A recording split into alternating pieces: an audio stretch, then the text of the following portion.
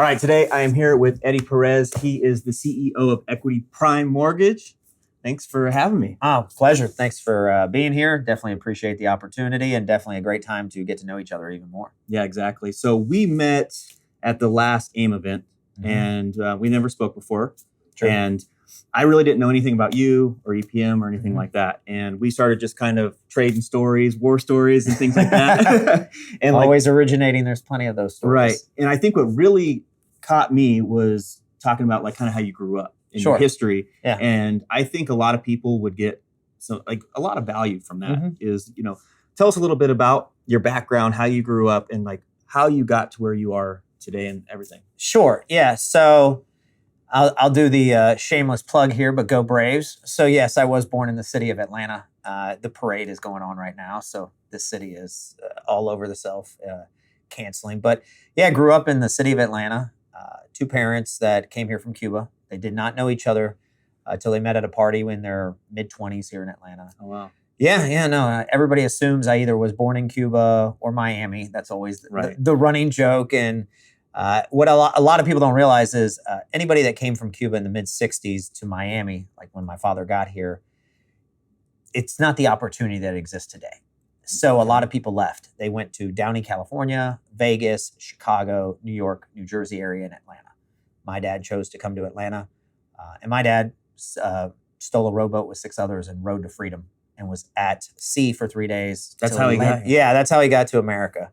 Wow. My mom's was a little bit different because my grandfather, before he had all his assets taken from the Fidel regime, had traded a lot of his assets into tobacco. So he traded a cruise for her and my youngest aunt to go on to Spain, but she lost refugee status. So she had to legally immigrate to this country. So there was a family that had also come over, like my father, and had been granted political asylum that was able, through the loophole of the law back then, to allow her to immigrate, but she had to live with them for a year. So as crazy as it sounds, the immigration laws were a lot better back then. Wow. than it is today, yeah. So she lived with them here in Atlanta, and then my parents met in downtown area at a party, and then I was born in 1976. Like I said, grew up in the city, showed up my first day of elementary school, did not know English at all. Really? Yeah. So what a lot of people don't realize is where I grew up, the largest ethnicity was Black. Second was white. Not a whole lot of Latinos back then. You got to think about that's early 80s, and that's before a lot of the expansion that happened in the 80s in Atlanta and then the Olympics in the 90s. So a lot of the Latinos that were here were just few and far between. Okay. So I show up to school. Luckily, I had cousins that went with me. So they had to act as a translator a lot during my kindergarten year. I didn't really start learning English pretty well till first grade. Like, do you remember that? Like, what was that experience like? I do. Were you I still scared? remember. Were you just nervous? No, I was definitely scared. Yeah. I mean, I didn't. It's hard. You just could not communicate. Right. I mean, it's hard to go somewhere where I'd had communication, and then all of a sudden, I mean, it's no different than if somebody came up to us right now, and I mean, I don't think you know it, but if somebody started talking, Chinese to you and I think we'd be pretty lost right now. Right. So that's how you felt. Yeah, so that's how I felt as a 5-year-old, and then my parents weren't there, my grandparents weren't there, but luckily, I'm always somebody that believes a lot in gratitude and practicing gratitude, and in those moments, my cousins were there. I had a cousin that was in 3rd grade and another one that was in 7th, so I'm very grateful for that. No, 4th grade. She's 4 years older than me. So I had somebody in 4th grade, somebody in 7th grade, and how fortune would have it, even though I was in kindergarten, the 6th and 7th grade were on the same hall, so they noticed that we went there together. So they would pull her a lot to help translate. Wow. And that was one of the challenges. My mom still tells the story that my kindergarten teacher couldn't communicate, so she would try to tell me to stop running. I was an active kid. Right. I always had a lot of energy, and I wouldn't listen. Well, I didn't understand. Right. So she looked at you as like a troublemaker, but really you just didn't know what she was saying. She wasn't. My 1st grade teacher looked at me a lot more than a troublemaker than my kindergarten. My kindergartner teacher just did not know how to help me. Right. And that's also before the kindergarten today. Like, they actually learned stuff. Like, we played all day. Yeah, it was just daycare. Yeah, it was. It was glorified daycare, and we all did half days. So think about that. I'm not learning anything, and they even had nap time. Like, so you didn't really learn any English in kindergarten? I mean, I learned probably enough speaking with the kids and picked up a little bit, but it was really 1st grade. And it's one of the great things that life teaches you, that, we live in a world today that's very polarized, but right. In 1981, when things were a lot more polarized, I had a teacher that she paired me up with kids of 2 different ethnicities, and those are the ones that helped me learn English. So I got to see a lot of kindness at a young age. A lot of people don't get to see that. A lot of people, unfortunately, need to unlearn that most people truly do get along and are a lot similar than they think. Right. But the question is, they have not had conversations with each other. They haven't talked about it. And there's a world now that it's not okay to agree to disagree. Contrary to that belief, because I had 2 kids from 2 different walks of life. And where I grew up in the inner city, there wasn't anybody rich. Right. There's a difference between debate and hate. Yes. Right. That's a good one. I'm going to steal that one. Okay. I love that one because that's true. It's okay to have healthy embracement of conflict, just conversations, really get to know each other better. Right. But I got to learn English from them. And one today is a doctor and the other one's a systems engineer. So it's funny that, and then here, I'm the kid that didn't know it. And it's like that teacher just kind of knew, like, this is who I should pair you up with. My school was very diverse. Now, when you're thinking about diversity and inclusion and all those things that are growing on in this country, that's kind of where I grew up. Even by my high school years, 40% of the population was Black, 30 was white, 15% Asian. A lot of people that had come over from Vietnam, because my school was a ESOL school, English as second language. Yeah, most people never experience that type of diversity. 10% Latino, and then 5% other. We had an international day in my school that literally somebody had been born in every country really in this world, except for Japan. The only one in my high school that had nobody, not at least one student, was born in that country. We literally had representation from across the whole globe, and that's I graduated high school in 1994. So that is, now people are yearning for that. Right. A lot of the knowledge that I have and just understanding is because my father, God rest his soul, told me early on in life, look, you're going to have to get to know everybody else's culture, because there aren't a whole lot of Cubans in Atlanta. There just isn't. And at that point in time, he said, there ain't a whole lot of Latinos, period. Yeah. So he gave you really good advice. Really good advice. And he really told me to always look at everybody with a good sense of awareness and understanding and grace. It's you don't really know somebody's story or their picture, so don't try to assume it just because they may walk a certain way, talk a certain way, act a certain way. You don't know. We've all been there where you don't understand why somebody's acting that way, and then when you peel the onion, even a quarterback, maybe they had some traumatizing, maybe they've had some mental health issues. That's a subject that people don't want to talk about, but and when they do talk about it, they talk more about depression when it's really, anxiety that can be really built up. So I say this all the time is I got to live what I call the American gift every day of my life. And the reason I consider myself extremely fortunate and why I have to always have a lot of awareness and grace, because here in this country, something that I think that needs to be unlearned is they call it the American dream. Mm-hmm. I think it's the American dream to 7.2 billion people that aren't in America. If you're in this country, if you're one of the 330 million Americans, it's like my father said, and my mom said, look, life is fair in this country. It may not always go your way, and I know it's real sexy and everybody wants to go, 10 for 10. Right. Life is a lot more like baseball. If you go 3.5 for 10, you've had a heck of a life, and it's okay to make mistakes because that's how you get creativity, innovation. That's how you bring people together. Your mom told you this? Yeah, and my father. They were very, very instrumental, my whole family, because even my uncle had a lot of wisdom. His story may be the wildest. He fought for Fidel because at the time they thought that was going to bring freedom because there was a dictator before Fidel. A lot of people don't know that. Right. You know a little bit about it if you watch Godfather 2, but that's about the equivalent that people know about it. And he said that there was going to be democracy, and it was just a big lie. Right. That's why they call the, a Cuba Libre in Cuba is a rum and coke with a lime twist, but they call it la mentirita, the little lie. And that's the lie. They always make a reference to that was always a lie, that Fidel was always a communist and a socialist and everything of that nature. And so he fought for him. When he realized that he turned sides, unfortunately, he got caught when they were trying to lead the rebellion. And he was in a jail for multiple years. And he unfortunately had to survive a firing squad every night for 1.5 years. So that just gives a lot of perspective in life, and it has always allowed me to ask questions and really embrace situations and really come with an open mind of, okay, we have our differences like we talk about, but how do we collaborate? How do we unify? It's real easy to divide. I always say that, in politics, it's real, in anything, business, it's real easy to create division. Because then you have your band and their band when it's not, it's very similar to when people say, I want the truth. No, you have your truth, Right. and there's my truth, there's facts, and then it's a process to get to the truth. But, it takes courage to try to bring people together. It's not easy because you're going to get called names, you're going to be called this. But the differences are what makes things so great. If you want to put it into business reference, if you've been in one lane, one business your whole life, that's all you see. That's how you've been trained. But then if you get people from the outside and other things, you bring them in and they go, why do you guys do it that way? And you're like, well, it's just the way we've always done it. Why don't you try this way? Yeah. And then you're like, that's a great idea. I mean, same thing with people, right? Is different beliefs, different thoughts. And if you have an open mind, you might discover something you had no idea existed.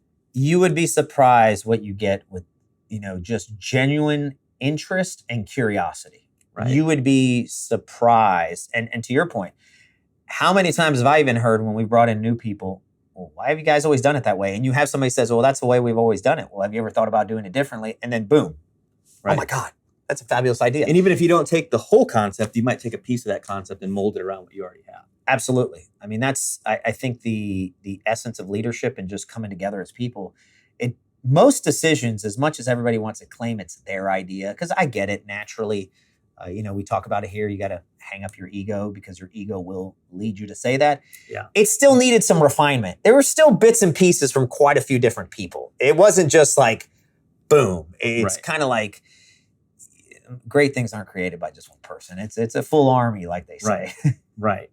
And I want to go back to the batting analogy with baseball. Is that really resonated with me? Because I had to learn that on my own. And it was a very painful experience. Because I didn't know that it was okay to fail. And it's good to fail. Yeah. So I went my whole life being kind of under the radar. And then boom, I kind of exploded into sports and things like that. And I was really good. And then I got to the highest level and realized. Which sport? Track and field. Oh, nice. Yeah. So I went to like D1 college. So started at a little community college and I was 5th in the nation. Oh, wow. Went to D1. That's impressive. And I couldn't even qualify for most of the events. Like that was the disparity of talent. And that's an ego check right there. That was a huge ego check. Especially young age. Because you got to think about it, when you're young, the frontal lobe's not all the way developed. That's tough. Yeah. So going from high school being one of the fastest kids in the state to college being one of the, junior college being one of the best kids in the nation, and then go to the national best of the best level and you couldn't even qualify. And it really, like you were talking about mental health, it really damaged me because I didn't know adversity. And it's not even, this is first world adversity. Like it's not a big deal, but in my world, you could eat. It was huge. It was so devastating.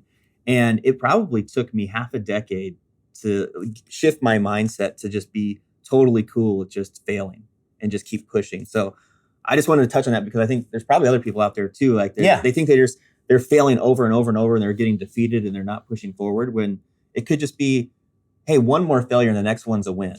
And I think that's why baseball, I think, is an amazing sport. Not because it's my favorite childhood and it's the best when I was at. I think it really does resemble it. I mean, think about it.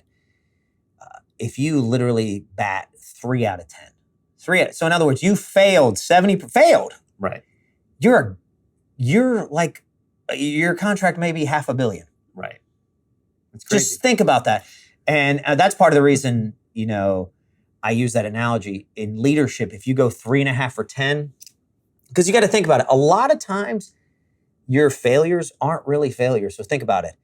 We've all had it in business. You make a failure, but you know the adjustment and then you tell it to a teammate, hey, this is what's going on here. Make the tweak here and there. That was always the same thing in baseball. We would ask the people when you got out, be like, dang, dude, I missed that inside. If you see their foot move that way, get ready. And then you'd see your teammate turn it. And because you fail so much, there's just a natural camaraderie. There's not a whole lot if you think about it. Right. Super arrogant baseball players. Because you have 10 people against you. If you're at bat, you have 9 people in the field. Against you. Hit it 500 feet to the left or to the right. It don't matter, just like you struck out. Right.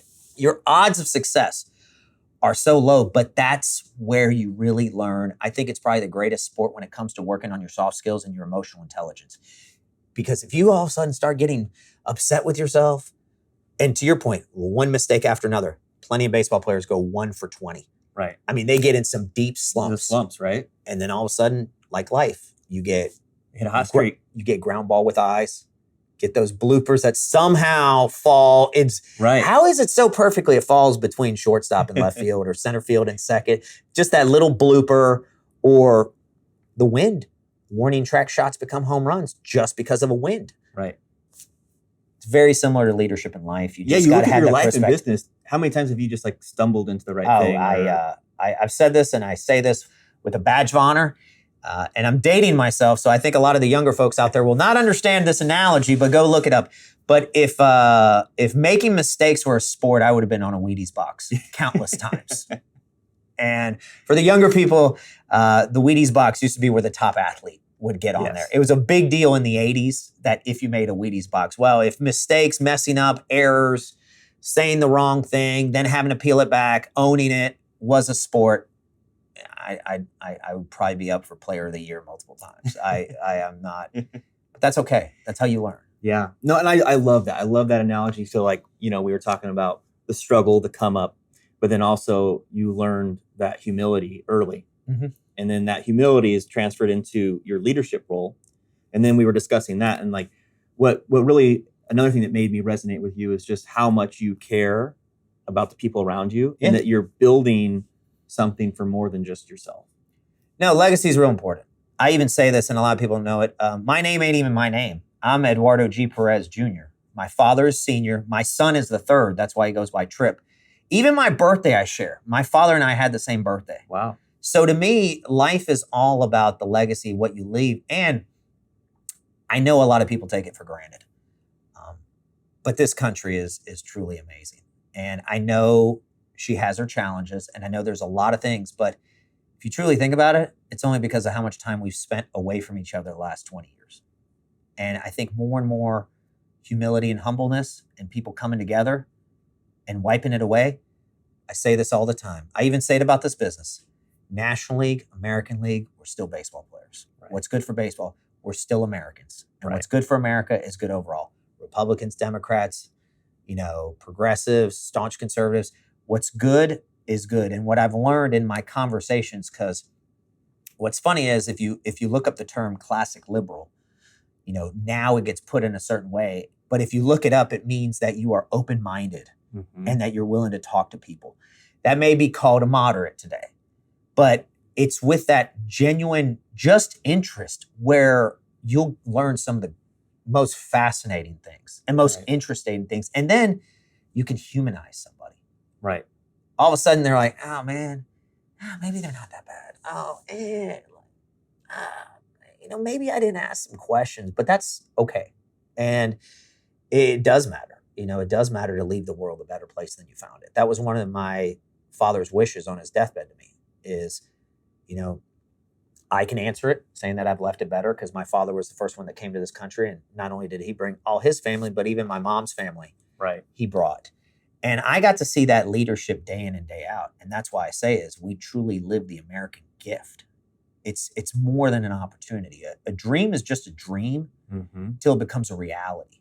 And when it becomes a reality, it's a gift. And what are you going to do about it? It was never supposed to be sunshine and rainbows. But guess what? Hard choices, easy life. Easy choices, hard life. Yeah. It wasn't meant to be easy, but it doesn't mean it wasn't great. And it wasn't meant to be great. Totally potatoes when people try to compare that stuff. I mean, what really hits me is it's just, your perspective on everything. We all have the opportunity. We all go through some type of struggle. Lots. It's just not some, lots. Right. And what do you do? But what do you do with that opportunity? And do you look at it to always be looking at the positive that you learn or gain or do out of things? Or do you let those struggles, keep you down? Well, I think some unlearning that people need to do is they need to look at it as an opportunity, good or bad. There is an opportunity in here somewhere if you let yourself. A learning opportunity or learning, vision opportunity, what led this to happen. Also, hey, do I look back to what got us to this point? I think the financial crash of 2008 was very crucial that, we talk about legacy. What led to that point was essentially a culture in business that for 20, 30 years, It was okay if you made money to drive the economy off the cliff. It was okay to become a moral hazard. And I commend a lot of the youth that have really changed that, because what has changed in leadership styles today is it's not okay to be Simon Cowell. It's not okay to rip people to shreds and degrade them. You can have one-on-one conversations that are very fair and very tough, but not a beratement. In public, you gotta show a lot of kindness. And here's the thing about leadership is whoever's the most aware in a conversation is who holds all the responsibility. So think about it, even down to being a parent. Your kids, and I have 3 kids, and you have 3 kids, and then they, at times the frontal lobe is not developed, and we all know that. They're not aware. They're not aware, but you are as a parent. So think about it. We've all done this. We're all guilty of this. Like, you get on your kid, and then later, like, oh my God, dude, they're a kid. Of course they didn't get it. Think about that as a leader. Think about how much you've known and how much information you sit on. You forget how much you know sometimes. Yeah. It's so natural muscle memory, as they say. So then that's where I say it's okay to own it. People are going to be fine if you admit you struck out. If you admit, hey, look, dude, my bad. Look, get it better next time. Thank you for understanding. Humans are pretty understanding of each other. They're pretty forgiving. They really are. If you own it. It's when you make excuses, or as I say, justifications. Rightfully so, people don't want to hear it. And if you think about it, you want to be and work with somebody like that we all know we're human. We make mistakes. Yeah. But it's the people that will admit to, hey, you know what? Messed up a little bit. How can I be better the next time? And when you're around people like that, then everybody wins and everybody learns. Yeah. When you get defensive, or you start pointing the finger, or you just don't want to admit that you did something wrong, is when things start to go downhill. And I always say, and one of the things we talk about here is thumb rule. If you follow the thumb rule, and it doesn't mean don't be kind to yourself, because that's, I think, a lot of things where people don't gain self-assurance or then have self-esteem issues or have mental health issues, is when there's a difference between holding yourself accountable and being aware, like, all right, what can I adjust? What can I do here? Okay. Then just like, you suck, you're an idiot, that's no good either. Like, your self-talk's got to be pretty positive. That's why speaking it into something and then hearing back your recording a month later on your wins, or writing down notes, is so crucial, because then you're making that voice in your head leave, and you're putting it somewhere.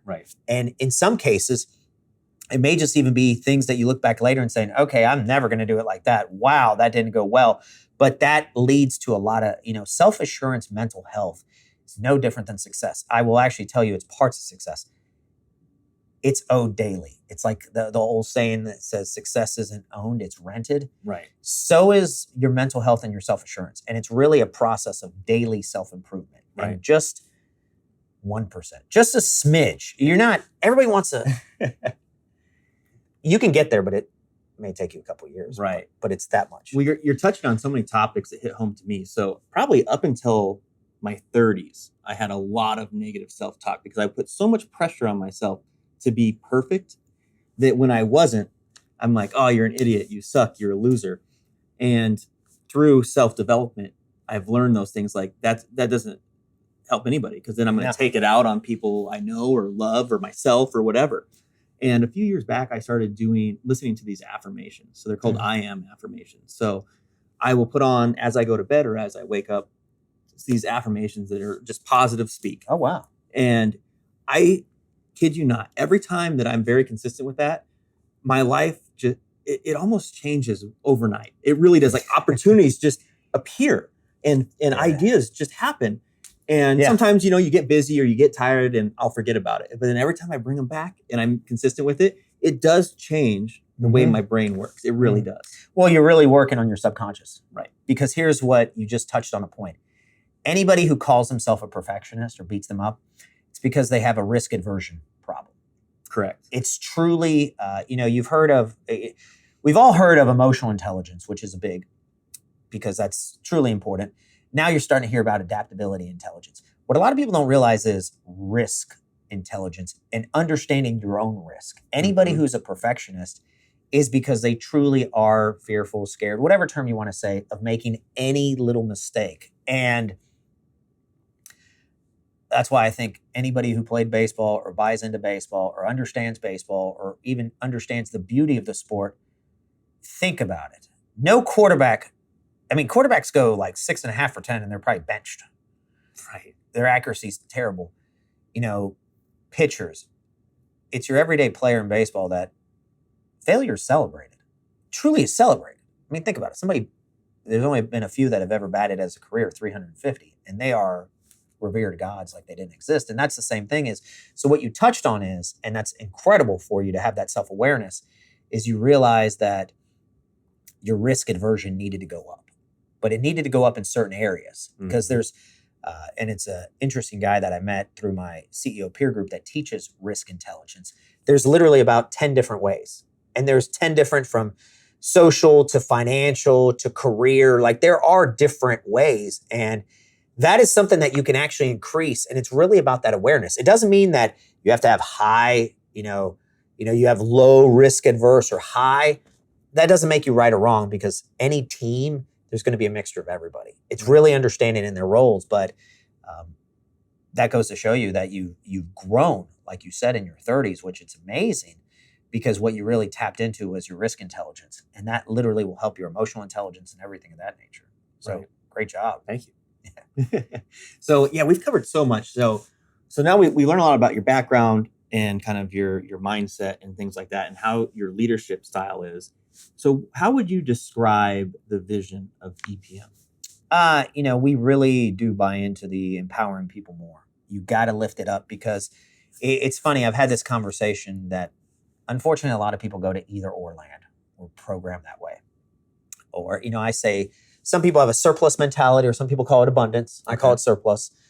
Everybody calls it scarcity. Right. And in this industry, the reason I say you got to empower people more is you got to think about it. So as an industry, just the residential side, we're going to move this year a little over $2.5 trillion. Trillion, not billion. Billion is still a huge number, but trillion. And when you think about an overall industry, real estate finance, so you have the residential side that we're in, you have the commercial side, and you have the multifamily side. It moves on average anywhere from $5 to $6 trillion a year. So when I say we live the American gift, is because our industry really embodies it. Every vacation you take on, every hotel you stay at, our industry probably financed it. Even people that live in the apartments in this industry, somebody in our industry more than likely financed it. Now I understand some things are bought free and clear, but somewhere in our industry, we have touched 330 million Americans. All of us in our industry. There's not that many of us. Right. I remember trying to get the stats, and that's one that's tough. But when I ask, how many people are actually in real estate finance? Somewhere around the neighborhood of 280, 300,000. That's what I've heard as well. So we'll just go on the high end. 300,000 people are responsible for $5 to $6 trillion a year.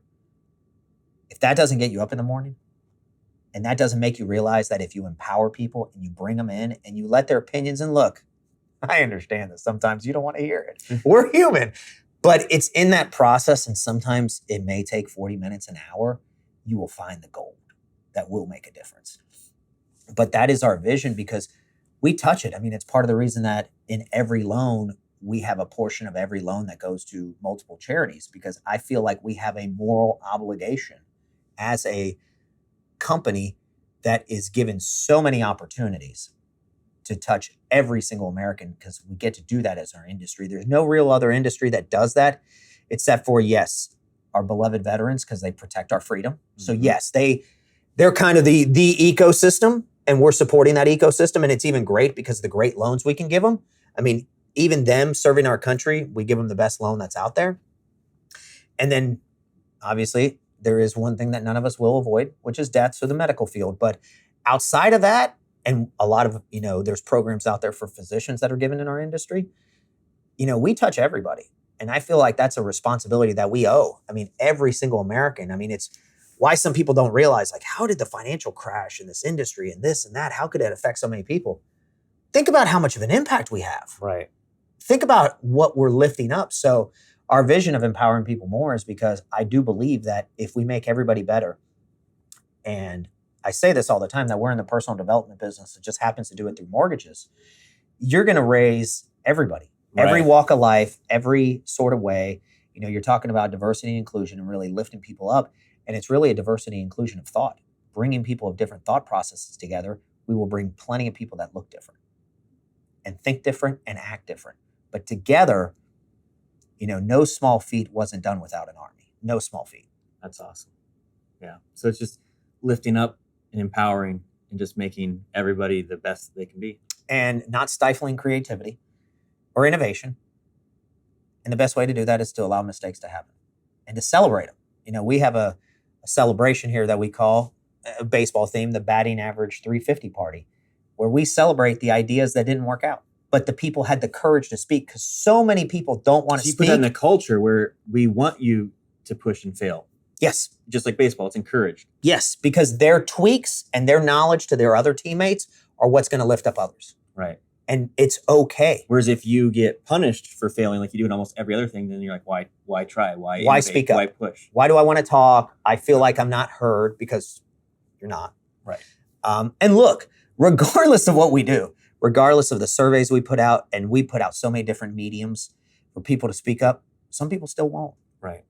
And that's okay. But you give them the opportunity. What you can only say is, hey, even if somebody leaves, my time there was well. Because that's another thing that's got to get unlearned is, I've seen this stat, you've probably seen it too, that people entering the workforce today are more than likely going to work for anywhere from 12 to 13 employers in a 40-year career. So it's almost like college football. Like, you're going to have people for like 3 to 5 years. And it's okay if they leave, because then they may come back in another capacity, but that's still okay. Or if they keep growing in your environment, that's a little bit of a change too. If somebody gets a promotion or they grow, then the clock starts again. So you got to really be thinking on ways to, L&D is really important, learning and development. And we're just now rolling it out and building that out. That's going to be really crucial as an industry, as a country. All sorts of different industries are going to really have to focus on that. And I just think it's important in this day and age to know, you're the leaders of the companies you're working with. If you're working with people, you want to know what's the outlook. Where is this company going to be in 2 years, 5 years, 10 years, 20 years? Because if you're putting a lot of your energy into, let's just say loan officers, they're putting a lot of deals into different places. Like, you want to know, like, where you're putting your deals, like, you feel good about it. Sure. Not just for your wallet, but just like, what is that company doing for, the community, for other people? Is it only going to get better with time? Like, that by investing into their ecosystem, that you're not going to end up just having the rug pulled out from underneath you when they sell out or whatever, right? Sure. Yeah, so I think it's just good to know. Like, and that's why I really resonate with your story. Thank you. No, and it's the story of many. I always say that I get to have the fun job, even though I am the one that has to, as I jokingly said earlier when you said title, and I said, well, chief rustler of egos. But I always think that there's still an opportunity to learn, and there's still an opportunity, and it's my awareness and my responsibility to make sure I can lift people up. And sometimes, I was talking to our CTO today, said, look, that phone call was a little brutal. Sometimes you got to let those ego vomit happens. I've been I'm a parent. I remember the first time a child of mine puked on me, and I'm not joking, it hit me right here in the eye. But guess what? I was there for them. I was there in a moment that as a child, they felt vulnerable and weak. And as a parent, I was there. No different than a leader. No different than when somebody feels vulnerable and down. If you can lift them up. And sometimes you got to let them puke all over you. And that's okay. Because guess what? You can take a shower and dust yourself off. But it's those moments that later they're like, you know what? I didn't feel like I could talk, or it mattered. And it did. Amazing. Well, that's awesome. I learned a lot from you. And I know we have a couple people that asked some questions. And I have two that I can remember. Everything's off you can ask anything. Okay. I'm not somebody that worries about, I'll answer it, or I'll be like, all right, dude, I really can't. No, these ones aren't bad. So the first one that comes to mind that I remember is, where do you get all of your energy from? Like, how do you stay positive, motivated, and just full of energy all the time? Okay, so I'm not going to say this is a secret, but I do believe in what I call mental fitness. It has 3 categories. It has mental health, mental wellness, mental strengthening, but it's not what most people consider them. So mental health is exercise, water intake, supplements, diet, and sleep. Very crucial. You will not have mental health if you don't do this. So people are like, well, what do you mean mental health? Like the way you think? Yeah, but it's the physical process of that. Right. And yes, I do get up early. I do believe in doing that first thing in the morning. Because I'll be honest, after a full day of work and then going to see, I don't know how I commend the people that work out in the evenings. I really do. I have no idea how you do it. I know that waking up is not a buffet of fun, but if you get a bed at a certain amount of time and you get that 6 to 9 hours, and I don't always get it, but I aim for that. Right. So that's step one. Water intake is very important.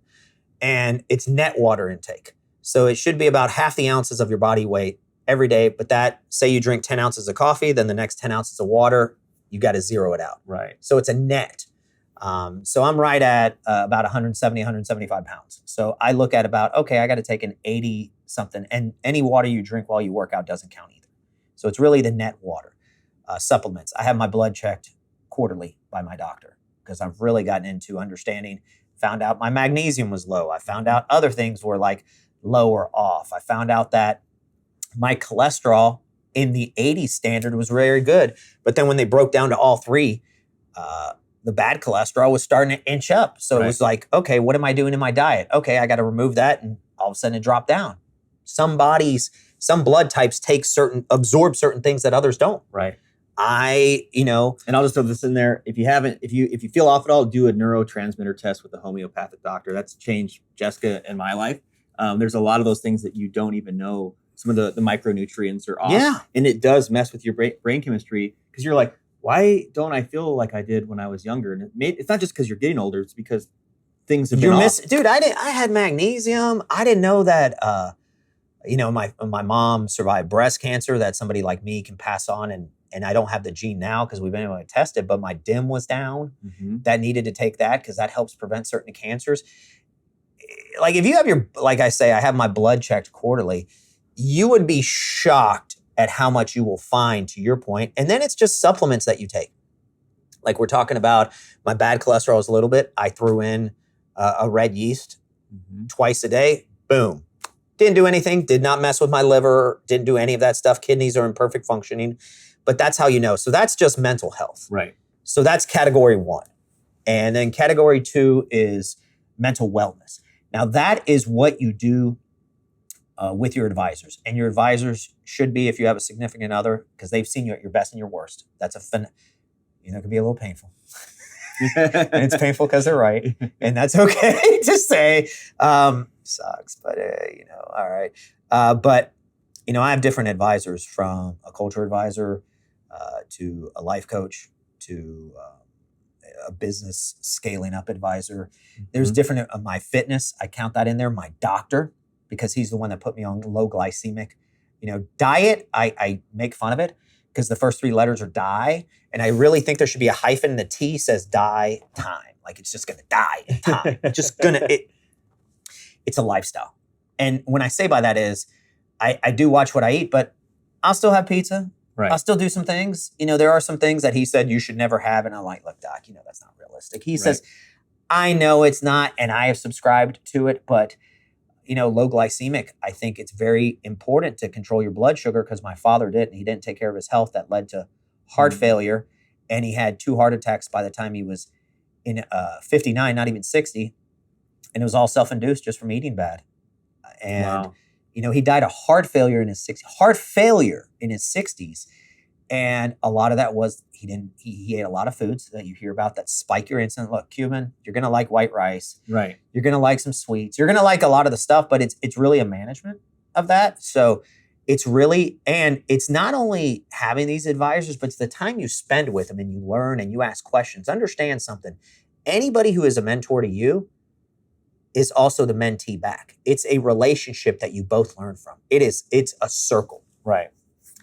And then mental strengthening, that's on you. So when you were talking about that that's the mental strengthening part. Similar to yourself, when I'm reading books and I'm reading at least 30 minutes to an hour every day, I have so much clarity that's not even funny. So it's reading books. Audio's good too. Mm-hmm. I don't listen to the radio anymore. I listen to the audiobooks. And then what I'll do is I'll pick it up, like say I did chapter 1 through 2 in the car, then I'll actually physically read. So most books now I do a mixture of reading it and that, and then you really absorb it. But don't beat yourself up if you don't remember it, because you read to think and you write to learn. and you listen to hear what wasn't said. That's literally how you go about it. So you read, and even though sometimes you're like, oh my God, I forgot this page I was on. But then all of a sudden, boom, I can make this better in my relationship. I can do this better as a parent, or I can do this better as a leader. You may not remember it, but that does. No, I get it. Because every time I start listening to an audiobook or reading, my brain just starts to operate on a different wavelength, and I get all these things. So I usually don't even get much reading done because I'm like I'm jotting down notes. You actually are. I'm like jotting down notes, and then I go back into the book and I'll rewind it or go back and read, and then all of a sudden, another idea, and I'm jotting them down. But think about what you're saying. Yeah. What I said is you're reading to think and you're writing to learn. Like, so when you're writing out, that is like, so that is the process. Online reading, I've done online classes of philosophy. I find Aristotle to be pretty interesting. So that's a lot of it. So I will tell you and I categorize that as mental fitness, because just like working out, right? Fitness is not just, did you lift weights or did you do cardio? That's another thing that people are mistaken. It's like, so your fitness training a lot more has to do with intervals. Well, yeah, it's better for your health than just, I'm going to run 10 miles at a slow pace versus. But for most people, it's just doing something they enjoy. It's better than nothing. Yeah, I agree. So that's why I say is a lot of my energy just comes from my mental fitness regimen. Right. And it's a regimen. I was not born with discipline. I was born with regimens, because if I see that things work, I stick to them. I keep trying to tweak them to make them better, because I strive to always improve just a little bit every day.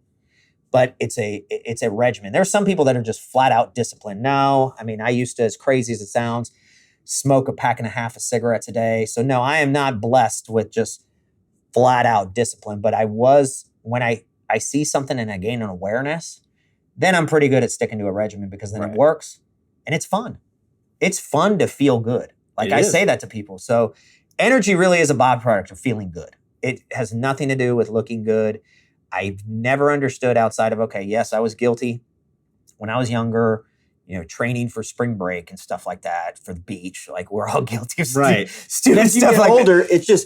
It just feels good to feel good. That's it. And everything else is a byproduct. It's all, I say that all the time. Like, no, dude, I feel even better. I feel great. Right. And I really dove down even harder during COVID, because early on I learned that this was really a health crisis, because I had COVID and I knew people that had COVID. And look, some people had pre-existing conditions, and sometimes there are things that just happen. But if you were in pretty good shape and health and you took care of yourself, and look, my doctor gave me supplements. I remember when some friends have gotten it, I sent it out to them, Glycerin, zinc, certain supplements that I took every day anyway. It really did reduce all the effects, because that's all you can really do is try to be as proactive as possible. Right. And you're still never 100% proactive.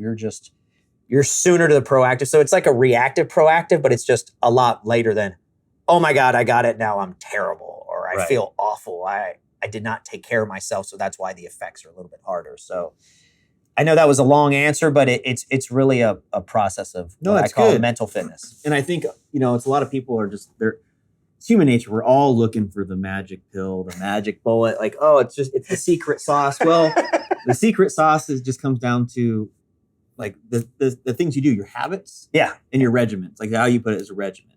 And the people around you. Right. Really important. Really important. The company that you keep. Very important. No, that's awesome. So I think that was a good answer. So we'll do one more. So this next one I think is important, because we've touched on some of it. But someone asked, as a minority, is that what has given you so much drive, or is there another reason for your why? Okay, so wow, this is actually like a 2 or 3 part question. I say this all the time. Being a minority. Look, yes, I am 100% Latino. Spanish is my first language, but I will say this, and I've said it before, that some of that actually comes as an advantage, because it does give you an extra fight. But I don't believe that it's just there for me just because I am a minority. I always have had a high level desire. Now, is that because I idolized my parents and I saw their struggle and I want to make sure they're honored? I'd be lying. I'll tell you, anybody who's been through a struggle and they want to make sure they honor those that got them there, that is a huge edge. So I'll say that had more to do with me honoring them, and I just happen to be a minority there. Do I have a lot of pride that I'm starting to see as so many people of different walks of life come together, and I saw it at a young age? Yes, that does too. But, your why is really determined by you. And I say that to people all the time. If your why is your children, and I adore my children, but I existed 30 years before I became a father, and I didn't know I was going to become a father, and nobody knows it, is if your children are your why, I'm not saying they're not your highest level of importance. And I want to be very clear because I know that people will chastise every word I say. And that's okay, because we can have some conflict, some conversation. Maybe we can come to some understandings. But there is a point in time that your why is the most important thing. I didn't say it's your highest importance, because if something's wrong with one of my kiddos or my family, like when my father was sick, and I've had even my daughter was sick and I had her here earlier with me today, you can put your why on pause. Right. But your why is your purpose. What meant for you to be who you are? Yes, I do want to lift up a lot of people. Many, many people were not only kind to me, and I saw it at a young age, but I saw a lot of kindness to my father. There was a gentleman that gave my father his loan to start his company that really helped change our life and show what's possible. Because make no mistake, because America has freedom, freedom is everything, and everything's possible in this country. I didn't say it was going to be easy. Right. I didn't say there's going to be days that you beat the crap out of yourself, but there'll be enough people that'll help lift you up. They really will be. So your why, and then I always say this too, like your kids in their best interest do need to grow up and then go out on their own. Right. If not, you're going to be one of those helicopter parents. And there's nothing wrong with that. And I'm not chastising it, because to a degree, I've watched a little bit of too much Criminal Minds and things like that. So I always make sure, all right, where are the kids? What's going on here? I keep an eye on that very vigilantly. It's not back in the 70s, 80s where you just run wild. Yeah, no, like, oh, Mom, I'm leaving, like I used to, and I'd ride my bike. Cell phones. And when the street lights come on, you come home. You can find somebody quicker today. You really could say, find my iPhone, right, and find them. But that's not the mindset, because we've seen a little bit too much. But that's okay. But what I say is your why has to transcend you, and it has to be more than you, and it has to do with something, whatever it is, whatever your target aim is. The betterment of the good will lead you to a lot of places. So I will tell you, look, man, my dad stole a rowboat, rode to freedom. My uncle survived a firing squad. My mom was told she had 6 months to live when I was 17 years old. And she was just here earlier today. She's been in remission 27 years because my father and her had the courage to take a out-of-network treatment that saved her life, that now is considered normal. Wow. Actually, now they've gotten even past it, and they don't use that anymore. It's so outdated. But my father was willing to spend hard-earned savings to do that. Mm-hmm. And yeah, did that motivate me, especially after, my father got sick, to transition, to start the business with $1,000? Sure.